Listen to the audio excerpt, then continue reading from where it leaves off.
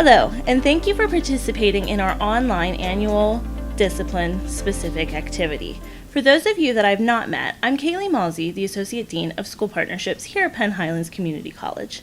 While I have communicated with all of you in some form or another, it is my pleasure to work with each one of you. As many of you know, we typically hold an in-person event each fall, allowing you to work face-to-face with the college faculty and our college faculty liaisons to talk about many topics, including course content, delivery methods, assessment, or research and development in the field. This event is a requirement of our NACEP accreditation. While it saddens us that this year we were unable to hold an in-person event due to the COVID-19 pandemic, our liaisons have worked hard to provide an opportunity for us to still meet the requirements in some face-to-face format. In the fall, faculty liaisons held live Zoom meetings with ACE faculty. We understand that not everybody was able to attend these meetings at the specific time, but the meetings were all recorded and have been uploaded for you to complete and view at your leisure. Supporting documents from all of these meetings are also included on the training pages. We appreciate your time in completing the annual discipline-specific activity. There is a short survey that we are asking you to complete once you have completed the training. If you have any questions regarding this training or other requirements, please do not hesitate to reach out to me. You can email me at kmalsey@pennhighlands.edu or give me a call at 814-262-3859. Thank you again for your dedication to the students and your participation in the ACE program. Thank you. Hi, this is Jaime Helbig from Penn Highlands, and I'm bringing you some resources today. Maybe you had missed our meeting that was just recently. This is just to catch you up and to just to fill you in on some of the subjects that we had talked about in the meeting. And what I'm talking about, or what I talked about before, was digital engagement in the art classroom. And I'm giving you some visual website resources. Some you're very familiar with, I know that, and some might be interesting to you. You might not have had the chance to look up some of these resources yet. But I feel that in this time when everyone's sort of going virtual and we're relying on virtual material, I believe that this is the right time to go over this subject, and hopefully you'll learn something today. Okay, so the first website resource that I'm talking about is Khan Academy, and most of you are very familiar with Khan Academy. And what it does is it breaks down learning points in a visual way. Khan Academy encourages discussion in a wide range of subjects and art history visuals. So where a learning point might be difficult for you to explain, this is something that pairs the visuals with the information, and it really opens the students' eyes up a little bit more to you know, what the beauty is of art history, so on and so forth. Okay, YouTube, we all are familiar with YouTube.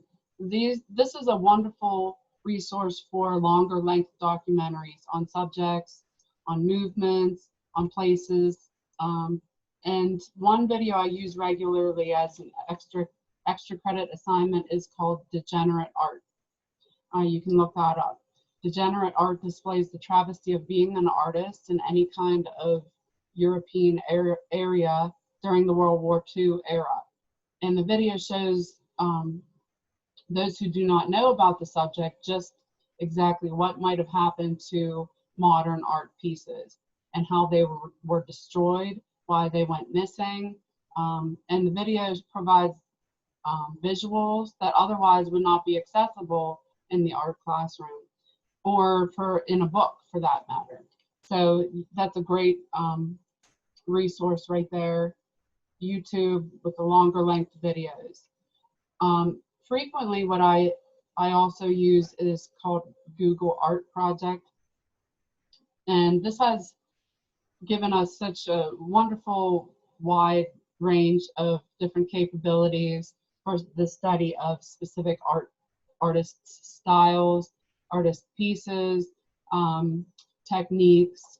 But students can have this interactive experience in Google Art Project through the study of brush strokes and color theory.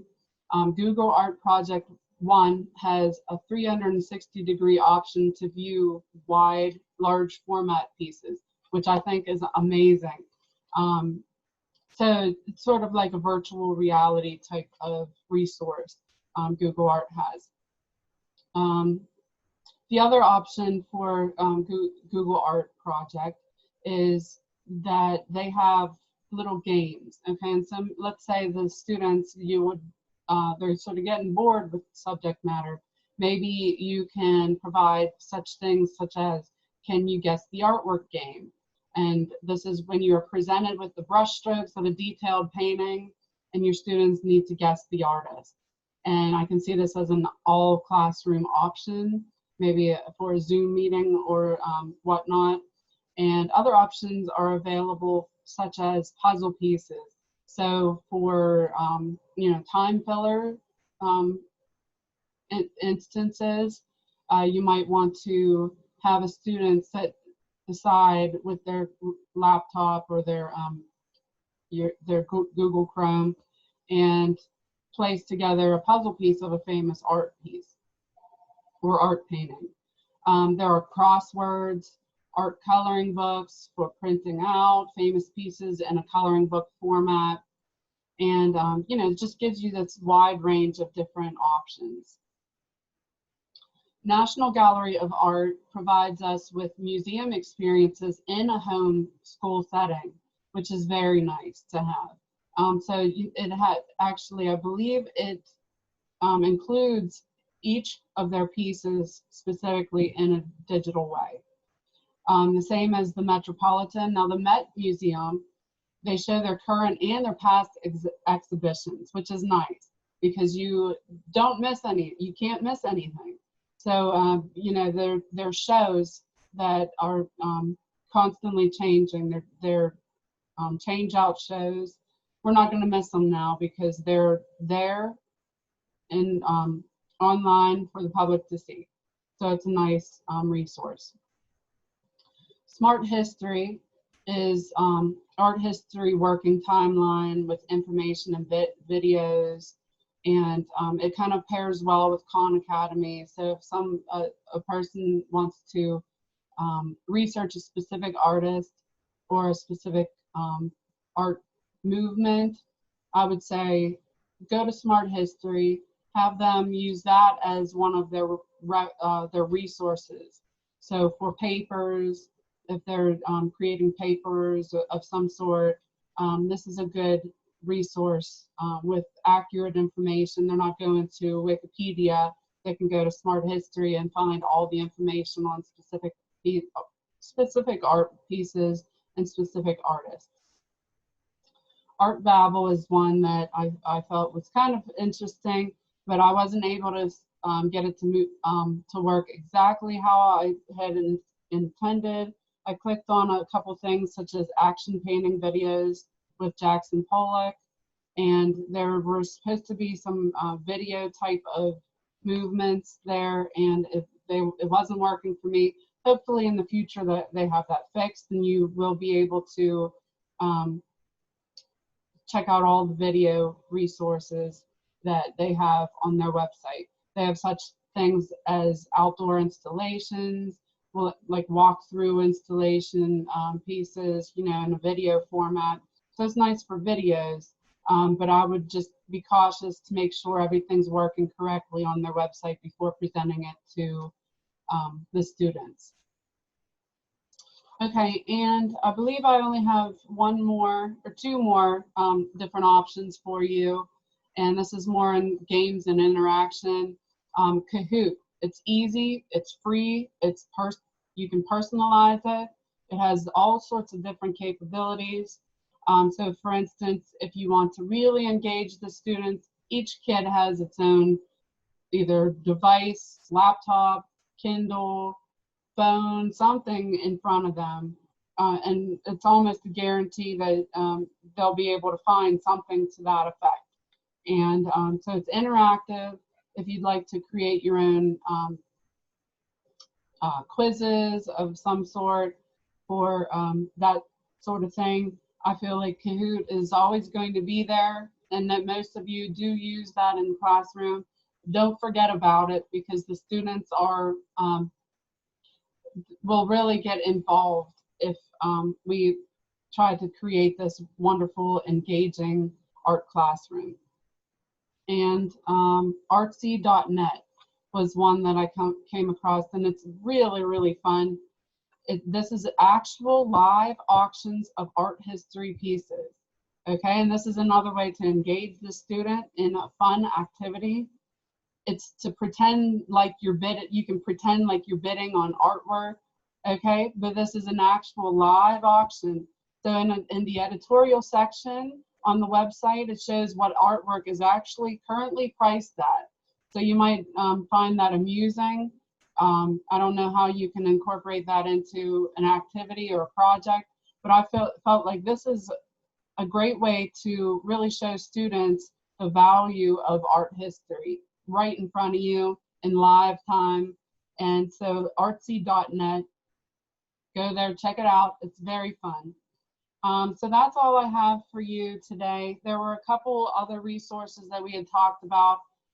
One for intro to painting and sculpting specifically. I had discussed the idea of incorporating tutorials into the online education system. And one of the tutorials that I use regularly is done by an artist named David Cassan, Kassan, and he will do specific pieces of the face, like eyes and or the nose, and he will draw them out. And his videos are they're clear, they are beautiful, and it really shows the students just exactly how to build the planes of the face, the modeling of the face in a two-dimensional way. So check that out. That would be of help to you, intro to painting and sculpting professors. And if there are any other resources that you'd like to add here, please do so through email. And like I said, we'll pass that around.